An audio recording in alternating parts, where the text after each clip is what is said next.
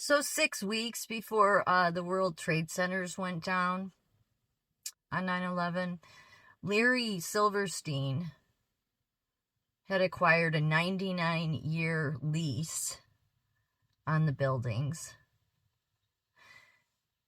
6 weeks before they went down, and it just so happens that he was planning on meeting some tenants that day on 9/11.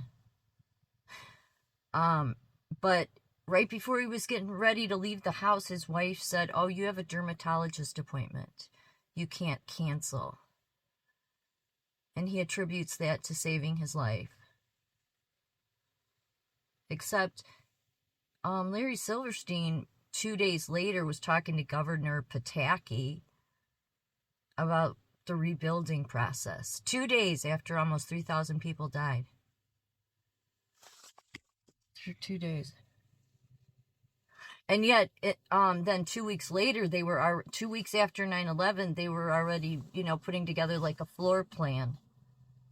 Like, not a floor plan, but, a model for rebuilding. And ended up making more in the end. Silverstein and the Durst organization. Almost as if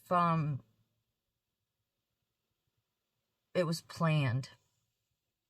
6 weeks before 9/11, he takes on a 99-year lease of those buildings, and they just happen to go down. Come on. It was an Islamic terrorist. I mean, most people know that by now, right? Something else Donald Trump kept talking about way back then too was that about the steel in those buildings and there's no way that planes could have done that. It had to have been explosives inside. But that served, by saying that it was planes going in, it served to taking us into another war. And it served your freaking bankers. But that's how cold-hearted these bastards are. 2 days after almost 3,000 people died and the rest of the country was left terrified in mourning, the Governor Pataki, which I'm assuming that's that redheaded Jen Pataki. Remember her being Biden's press secretary before this new one? I'm assuming that's probably her dad or family or relative of some kind. 2 days after that, Governor Pataki and Larry Silverstein were talking about rebuilding. So, yeah, I think it's pretty safe to say these people do whatever they have to. It's all about money for these bastards.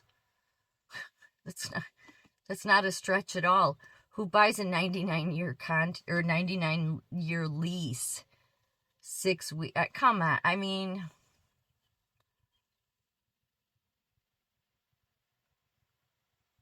there's nothing that Washington can do about any of this, unfortunately. There's not.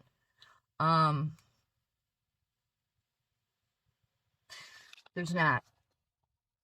I mean, yeah, there's a bunch of weak people there. If they really were wanting to get to the heart of things, why haven't they addressed the Obama being a fake? Nobody's done that, right? Nobody's done that. The only person that has spoken up about that and has been proven to be true is Donald Trump, but nobody's taken action about that. Barack Obama is an absolute illegitimate effing liar. I don't care what anybody says. I don't care about the fact that nobody wants to do anything. Let's be honest. He's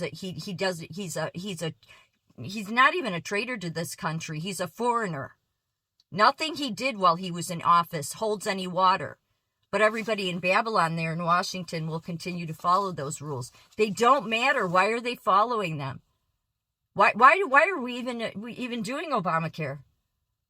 It wasn't legit. Just because a bunch of effing people in Washington don't have enough balls or backbone to address that doesn't mean the rest of the country should just ignore the obvious evidence.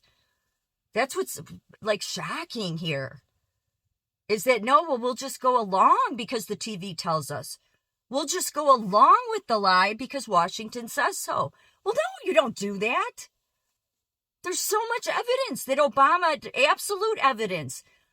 I mean, absolute, he said it himself. Michelle Obama said it. In books and out loud.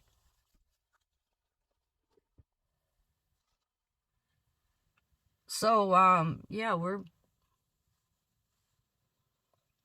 like a laughing, we're a laughing stock. And yet we're going, and every hospital in the country is going along with Obamacare. Of course they would be. It would serve your globalists, all those hospital CEOs. But what the hell is the matter with people? I don't know. What is it going to take? It's like, everything is so fucked up. Sorry.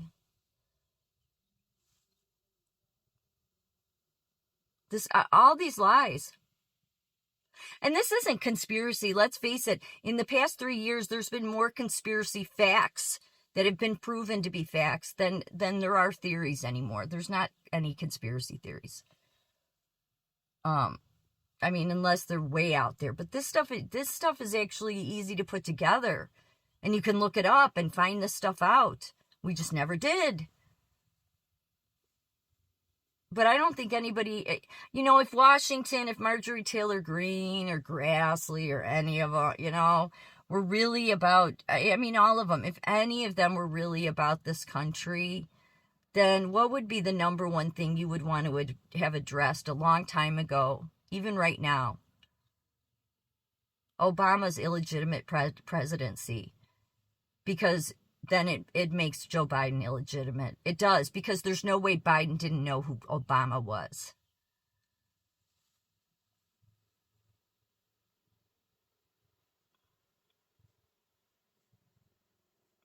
Plus, it would save this country. It would end Obamacare. It would end everything tied to the United Nations, at least that Obama implemented, which would be a whole lot. And it would end this nightmare we're under. So there's nobody in Washington that cares enough to address that because they're too weak or they're on the side of the communists. These people, you know what? I hate even using this word communist. It's not. They're just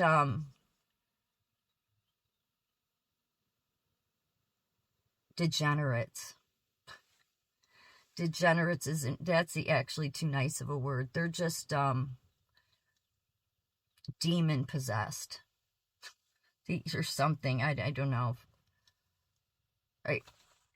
Yeah, I mean, there's been so much evidence through the years. I haven't even posted all of Trump's posts since, long before he was even in office about the proof of Obama not being born here. And he kept saying, wake up, America.